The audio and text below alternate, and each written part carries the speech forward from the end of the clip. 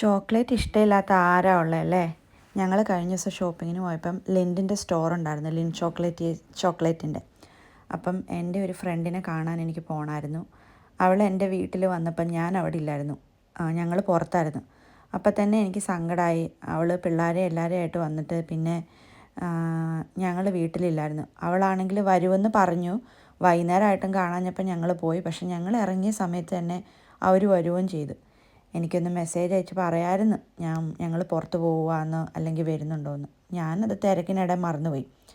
അപ്പം തന്നെ ഞാൻ ഓർത്തു, ഓക്കെ, അവളെ പോയി കാണണം. അങ്ങനെ ഞങ്ങൾ ഷോപ്പിങ്ങിന് പോയപ്പം ആ കൂടെ ലിൻ്റെ സ്പെഷ്യൽ ചോക്ലേറ്റ് ഔട്ട്ലെറ്റ് ഉണ്ടായിരുന്നു. അവിടെ കയറി.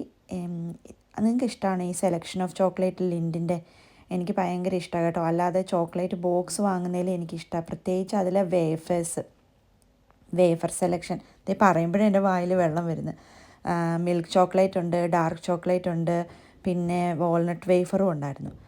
പിന്നെ അവിടെ ഞാൻ നോക്കിയപ്പം ഇരിക്കുന്നു ഹോട്ട് ചോക്ലേറ്റ്.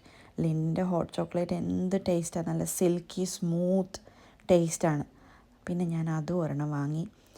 എൻ്റെ കൊച്ചിന് ഡാർക്ക് ചോക്ലേറ്റ് ഭയങ്കര ഇഷ്ടമാണ്. അപ്പം ഞാൻ ഡാർക്ക് ചോക്ലേറ്റും വാങ്ങി. ഞാൻ അതിൻ്റെ ഇൻസ്ട്രക്ഷൻസാണ് നോക്കി എങ്ങനെയാണ് ഉണ്ടാക്കേണ്ടതെന്ന്. അപ്പം ഹോട്ട് ചോക്ലേറ്റും വാങ്ങി, പിന്നെ ഒരു ഡാർക്ക് ചോക്ലേറ്റ് വാങ്ങി. അതെൻ്റെ മോൾക്കാണ്, അവൾക്ക് ഭയങ്കര ഇഷ്ടമാണ് ഡാർക്ക് ചോക്ലേറ്റ്. പിന്നെ പിള്ളേർക്കാണേലും വലിയവർക്കാണേലും ഡാർക്ക് ചോക്ലേറ്റ് നല്ലതല്ലേ. ഞങ്ങളങ്ങനെ ഇത്രയും സാധനം വാങ്ങിയ കാരണം അവർ ഞങ്ങൾക്ക് ഈ ഒരു ബോക്സ് ചോക്ലേറ്റ് വേഫർ ഫ്രീ ആയിട്ട് തരുകയും ചെയ്തു. എന്താ പറയുന്നത്, രോഗി ഇച്ഛിച്ചതും വൈദ്യം കൽപ്പിച്ചതും പാലെന്ന് പറഞ്ഞോടെ ഞാൻ വളരെ ഹാപ്പിയായി.